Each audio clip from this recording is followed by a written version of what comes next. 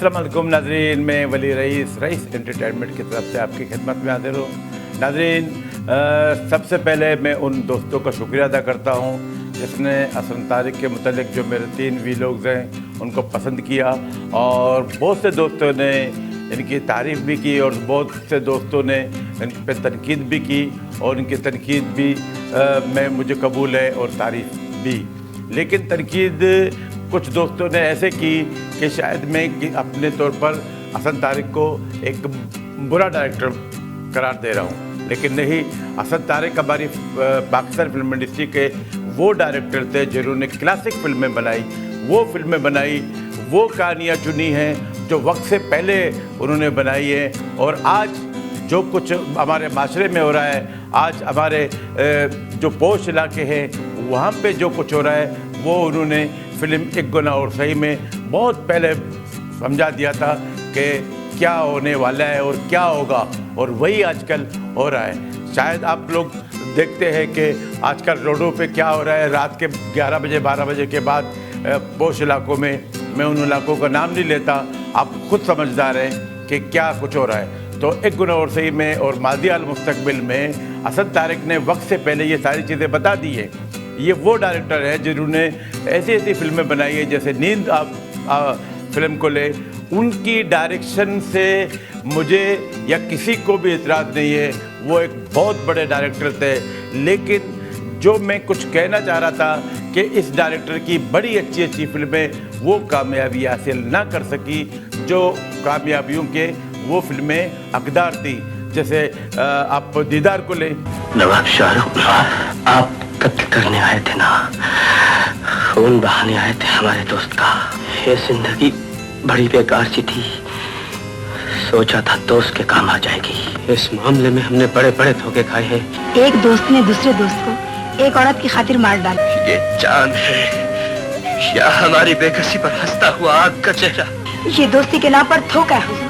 दीदार कितनी classic film है, लेकिन मेरे हिसाब से उस फिल्म ने वो कामयाबी हासिल नहीं की थी जिस कामयाबी की वो हकदार थी। लेकिन बाद में वो पेदर पे सेकंड रन थर्ड रन में फिल्म जब भी रिलीज़ हुई तो उन्होंने अपने डिस्ट्रीब्यूटर को कमा के दिया। इसी तरह बहुत सी ऐसी फिल्में हैं जो बहुत ही क्लासिक फिल्में थी।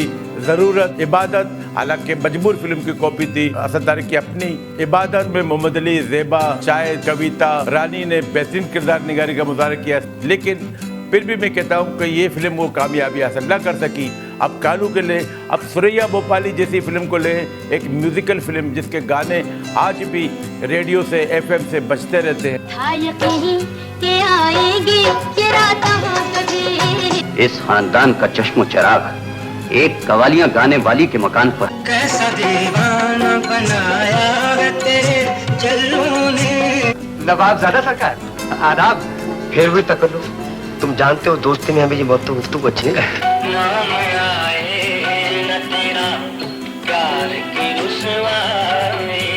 लेकिन ये फिल्म वो कामयाबी हासिल न कर सकी। इस फिल्म में वहीद मुराद ने एक बेहतरीन किरदार अदा किया था। अच्छा, फिर मेरे कुछ दोस्तों ने यह भी एतराज़ किया कि बहुत सी फिल्में वहीद मुराद और शाहिद की वजह से, इस जोड़ी की वजह से नाकाम गई हैं। तो वो दोस्त मेरे गलत कह रहे हैं, क्योंकि हसन तारिक वो डायरेक्टर था जिसने कभी कंप्रोमाइज़ नहीं किया। अब जो किरदार उनके पास लिखा गया था, उस किरदार के लिए उसको जो आर्टिस्ट चाहिए था, उसने उन्हीं आर्टिस्टों को कास्ट किया। मैं दोबारा कहता हूँ कि नाकाम उस सूरत में मैं कहता हूँ कि जो उन फिल्मों के जो मयार था, उनकी कहानियाँ थी, उस हिसाब से ये फिल्में कामयाबी हासिल ना कर सकी। मैंने जो लिखा है, मैंने जो कहा है, मेरे दोस्त उस बात को समझ न सके।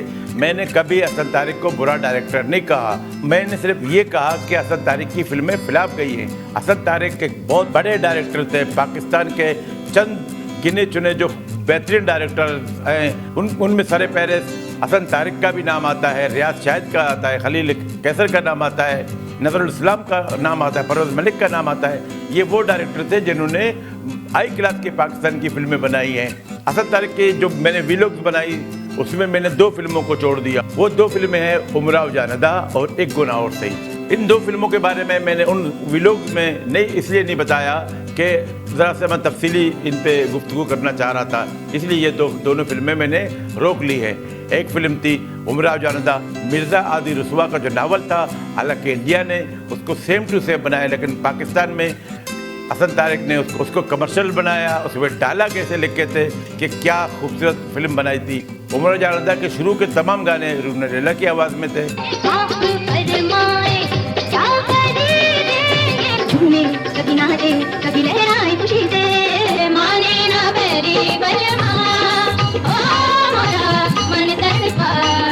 लेकिन जो लास्ट गाना था नूरजहां का, जो बच्चा था वो लुटाने के लिए आए, और वाकई नूरजहां ने कमाल कर दिया उस गाने में। जो बच्चा था वो लुटाने के लिए आए। जब हम अदाकारों की बात करते हैं तो रानी की जिंदगी की बेहतरीन फिल्म, रानी ने जो 3 जो किरदार अदा किए थे। आपको ऐसी बातें करते हुए हिजाब भी नहीं आता। सलीम, ये कभी नहीं हो सकता, हम ऐसा नहीं होने देंगे। और खानम के कोठे पे नाचने वाली तवाइफ बेनकाब होकर सामने आ गई। तो आप हमें कहाँ से लाए थे? क्या वहाँ आपने हमारे जिस्म पर खूबसूरत लिबास और कीमती जेवरात नहीं देखे? हम लाखों में एक थे, हजारों लोग हम पर जान देते थे, लेकिन हमने आपको पसंद। और इस फिल्म के मुकालमे इतने प्यारे थे। अब तमाम मुकालमों को छोड़ के मैं सिर्फ एक जुमले की बात करता हूँ। वो जुमला कुछ यूँ है, जब नवाब सलीम तवाइफ के कोठे पे जाता है और वहाँ पे जो रानी का बर्ताव होता है वो एक शरीफजादी जैसा होता है, और फिर सलीम अपने घर आता है तो उसकी कज़न जो उसके घर में इसके बिस्तर पे जाती है, तो वो मंजर। और फिर यहाँ शायद जो जुमला कहता है वो जरा सुनिएगा। क्या तुम एक तवाइफ की खातिर हम सबको छोड़कर चले जाओगे? नवाब साहब, शेर भी सुन लीजिए। हमने कोठे पर उमराव जैसी शरीफजादी भी देखी है और शरीफों की हवेलियों में तवाइफ भी मौजूद पाई है। अगर गवाही की जरूरत पेश आए तो फरजाना से पूछ लीजिएगा। कितना बड़ा जुमला है अगर आप देखें तो उमराव जानदा एक बेहतरीन फिल्म थी। पाकिस्तान की सुपर क्लासिक फिल्मों में उमराव जानदा का नाम आता है। उमराव जानदा बिलाशुबा हमारी फिल्म इंडस्ट्री के लिए एक असासा है। कनीज क्या अर्ज कर सकती है, लेकिन सुना यही है कि बड़े बड़े नवाब अपने साहबजादों को आदाब महफिल और सलीका सिखाने के लिए तवाइफों के पास भेजते हैं। जो दूसरी फिल्म है वो है एक गुनाह और सही। एक गुनाह और सही ये उस वक्त बनी थी 1975 में, जब खवातीन का आलमी साल था, तो बहुत सी ऐसी फिल्में बनाई गई जो खवातीन के मौजू पर थी। और फिर इसी बात को मद्देनजर रखकर हसन तारिक ने जो गाने लिखवाए सैफुद्दीन सैफ से कि हाँ देख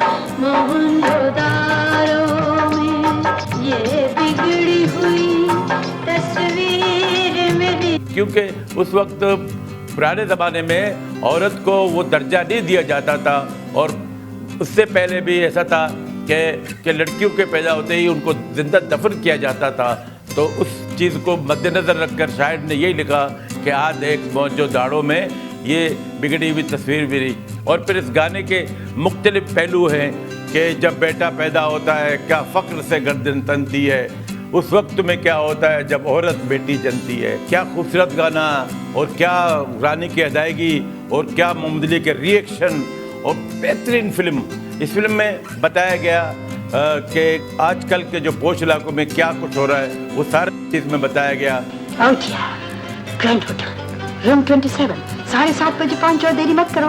और फिर ऐसा भी हो सकता है कि बाप जहाँ जाता है अयाशी के लिए, किसी दिन बेटा भी वहाँ चला जाता है। अंधेरे और तन्हाई की जरूरत हम जैसे इज्जतदार लोगों को होती है। ऐसा ही कुछ सीन था जो मोहम्मद अली रानी से शादी करके जब रानी को घर ले आता है तो तालिश रानी को देखकर वहीं पे आठ फेल हो जाता है, फिर वो मर जाता है। अब्बाजान, मैं आपसे किसी को मिलवाने आया। अब्बाजान, मैंने शादी कर ली है। किसके साथ?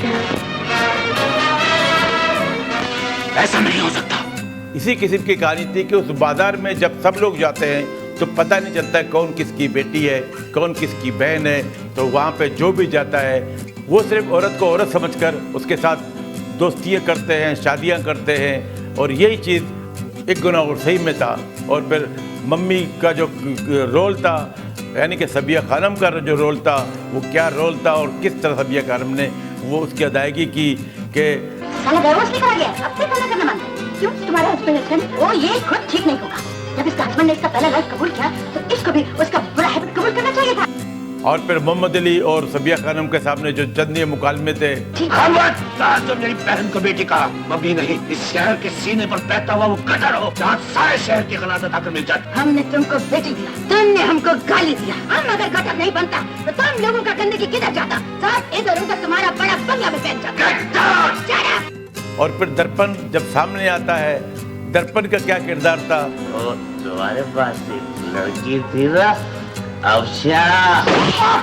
खबरदार, जिसका नाम अपनी जबान पर किया और किसी का बीवी बन गया। हालांकि इस फिल्म में शाहिद का किरदार कोई खास नहीं था, लेकिन चूंकि हीरो था और तो उसको हीरो के तौर पर सिर्फ गानों तक रखा गया। मरने को मर जाते हम ये काम कर जाते, एक भोली लड़की का सवाल आ गए। ये फिल्म समझ लो मोहम्मद अली, रानी, सबिया खानम की फिल्म थी और बहुत खूबसूरत सी फिल्म थी। और आपको ये भी बता दूं कि 75 या 76 मास्को यानी कि रूस में बहुत बड़ा फेस्टिवल हुआ।